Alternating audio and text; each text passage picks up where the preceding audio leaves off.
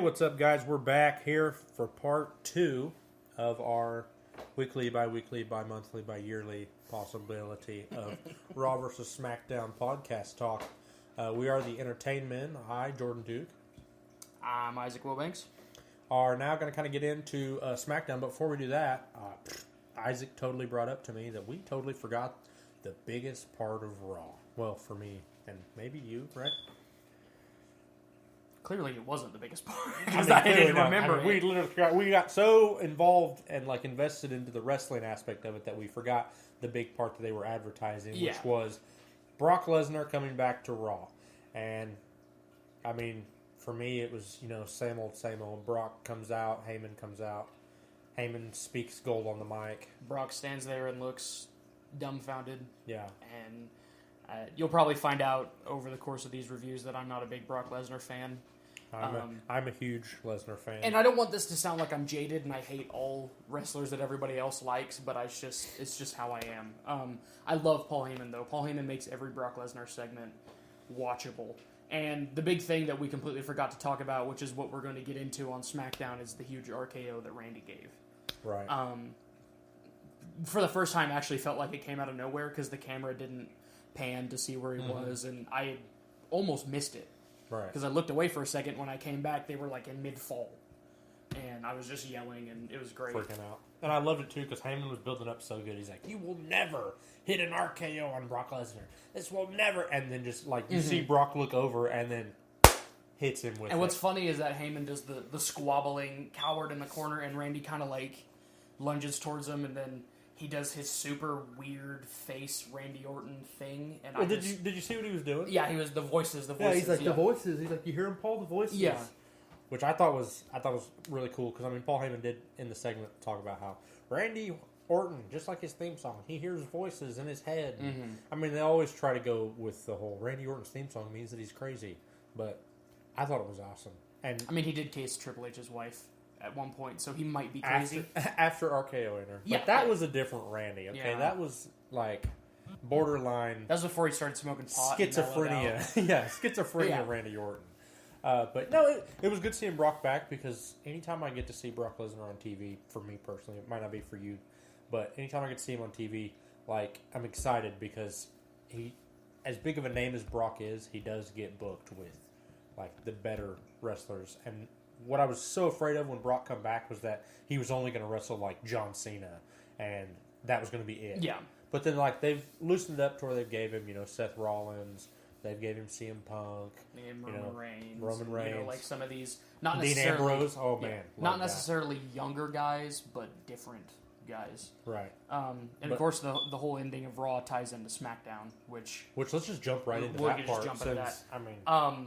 Pretty much from the get-go, everyone at SmackDown was worried that Brock was going to show up because Randy Orton had done this whole this very atrocious thing by invading Raw, and I thought that was kind of cool.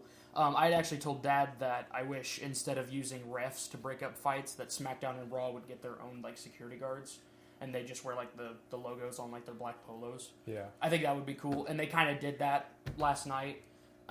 So of course the whole show you're waiting in anticipation for Brock to show up, and we'll get to what happens. But SmackDown's 2 hours. Yeah, and it's a lot shorter than Raw. Yeah, and it's so smooth. The pacing in SmackDown is just awesome. Yeah, and that's honestly, when they decided they were going to do a brand split, I jumped on board. I'm like, Team SmackDown all the way. Which I wasn't expecting to get Randy Orton, John Cena, AJ Styles, the people that they got. But I think it makes it that much better, too, because, they're showing, we're going to legitimize SmackDown again. SmackDown isn't just the highlight show in the middle of the week for Raw. Yeah. So they are legitimizing it, and I like what Daniel Bryan and Shane McMahon are doing. You can tell that they really flow well together. But I don't know if you've seen this, but on a radio show promoting SmackDown, Daniel Bryan was talking about the WWE Universal Championship on Raw, and he let it slip that they are going to do a SmackDown's women's title. Okay.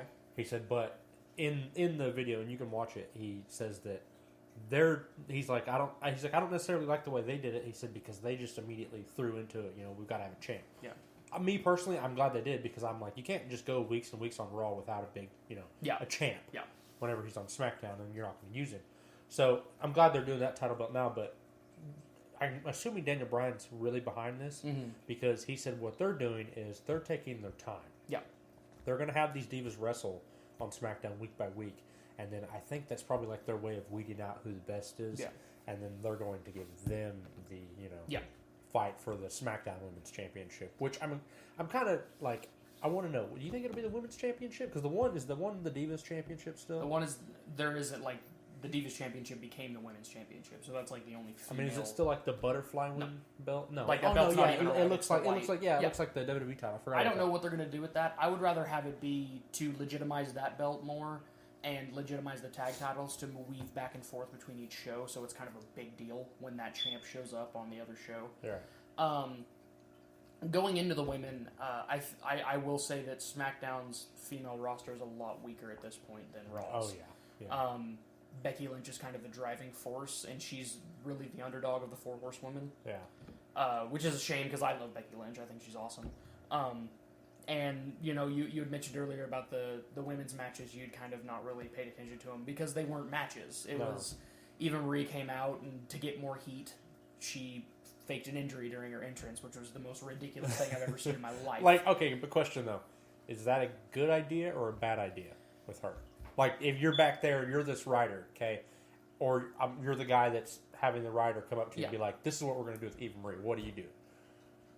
If they want to play her off as the worst diva of all time? Well, not really the worst diva, but like this conniving and sniveling kind of heel, yes. Because what better way to get people to hate her when she gets the last entrance on last week's SmackDown, and it's like this huge ordeal, and then everyone's like, all right, here, she's going to wrestle, and everybody knows that she's not good, and she fakes an injury. Right. In a way, it's genius, because we're talking about how much we hate it, and that's the point of it. Yeah. You know? I thought it was really, honestly, a ballsy move, and I liked it, because I'm like, as much as everybody does not like her, this is a great way to make him not like her even more. Because it's like, because kids that watch that show, and they don't like her because she's the bad person, they're going to be like, oh no, is she actually injured? They're kind of worried about her. And then the people that do watch that show, they're older and know, they're like, oh my goodness. I mean, I see this coming. I didn't expect that to be, because even when she come out to have a match, I was like, oh God, here we go. But then like she didn't have a match and she was injured, and I'm like, okay, cool with that. All right. So yeah, I enjoyed that. But if anything, when they do the SmackDown Women's title, I want it to look exactly like the Divas title right now, except for where it's red, I want it blue. That'd be cool. I'd be all right with that. That'd be the only thing I would want it to change. I think I'd be all right with that. That's really all I have to say about the Divas. I mean, the other match that happened, it was just Natalya beating people up, which I've never seen Carmella wrestle. I know that she used to have a thing with like Enzo Amore and Cass, so she kind of has like that charismatic credibility. Yeah. I love Natalya. So I think it's a good way to further stories and make some of the divas look strong and make some of them look, in Eva Marie's case, smart in a way. Right. So moving on from that, like I think the other highlight from SmackDown was just Dolph Ziggler in general. Yeah. For so long, I've been a Dolph Ziggler fan. I had a hiatus watching wrestling, and I came back in around 2011, and Dolph was kind of almost like nearing the end of his height as a big wrestler, but he was still pretty up there, and from that point on, I've just wanted him to just skyrocket, and I felt like he's finally getting a chance to. Yeah, see, I agree with you on that, because Dolph really, and his promo with Dean was awesome. Oh, so good. I don't think it was as good, and we're going to get into it here in a minute. I don't think it was as good as Cena and AJ Styles. No. Because that promo, it had goosebumps down my spine. I was watching it like, woo! Yeah, I was like, these guys are going at it. Yeah. And like, it was impressive, but no, it was a great one. But then to end it with Bray Wyatt attacking and then challenging him, and then like the next, like when they come back from break and everything, and Dolph's just like, I want to do it. I want to do it. I'm going to show it, because Dean don't think I can do it. Everybody else don't think I can do it. I want to do this. I want to put it on the line. Yeah. And even what was great was Daniel Bryan's like, why would you risk that? Yeah. And I was like, that's perfect from a GM, So yeah, no, Dolph Ziggler pulled through, and I think he was like probably the main focus of this week's SmackDown. That I was like, that right there is who I think gets the best grade for SmackDown. That's good. That's good character development for Dolph, because he's kind of been stagnant for a while. He's just been the show off, but what has he really had to show off in? Nothing really big. So yeah, I love Dolph. I'm super excited for this match at SummerSlam is just building up to be this super card that I'm just every match that gets added, I'm like. Which I mean, you kind of talked about it, but you said that you were starting to feel like Bray's kind of. Yeah, I kind of feel like if anybody should, if the fans are going to complain about anyone getting buried, it should be Bray, because from as soon as like I watched the first promo that he was supposed to show up with you at your house. Right. I remember from that point on, we were just freaking out about him. And since then, he has just gradually and slowly fell. Yeah. And last night, he looked really strong attacking Ziggler, but the loss, which I know that you can't build up Ziggler and Bray at the same time, and they can't both win the match. But there's other things you can do with Bray to make him look strong. I have a feeling that they might make the title match a triple threat at SummerSlam. I'd rather them not. But if they do, either way, I'm fine with it, but I'd rather Dolph have a shining, because I want Dolph to win the title, and I'd rather him have a shining moment without it having to share it with Ambrose and Bray. But I think for time's sake, moving on to the... Well, I want to go into like a little speed thing, and you just tell me good or bad on SmackDown that you liked. American Alpha. Love him. Great. It's great. Fantastic. Yep. Okay, the Brock Lesnar showing up and attacking Randy Orton. A little slow. I expected it because they built it up so much. A little slow. I like that this feud is transcending the barriers of the draft. Right. Okay. The entire thing involving Miz and the Intercontinental title. I think right now for me that's my weakest part of SmackDown. I don't think it is. Intercontinental title is my favorite title, and I think it's mine too. But it's like the three that they picked to be in the triple threat to see who faces them. I could have cared less. I like Baron Corbin, and Apollo Crews is growing on me. I don't like luchadors, and I don't really like Kalisto. So he was really the only one that I was like, I don't want him to win. Right. I think, just to really quick fire this off, I think they should vacate the title at SummerSlam with some kind of shenanigans. They do a tournament, Baron Corbin's in it, and he just hurts everyone who has a match. And they wrestle, and they're all beat up and stuff like that, and then he ends up winning it and just goes on this tirade as champ. So you can build up another good guy to take him down. Right. I love Baron Corbin. So that's...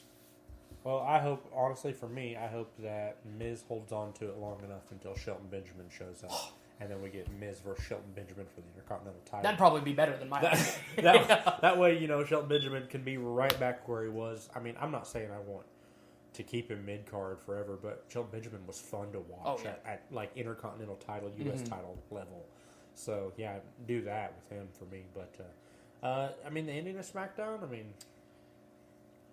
what'd you think? Matches-wise, what'd you think? I just think SmackDown is just a really solid show, and I think the not being able to pick out anything bad is just good.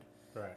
There's nothing really lingering that I'm like, oh, that just brought the whole show down. Yes, there's weaker segments, but I think for right now, SmackDown for me has been the stronger show.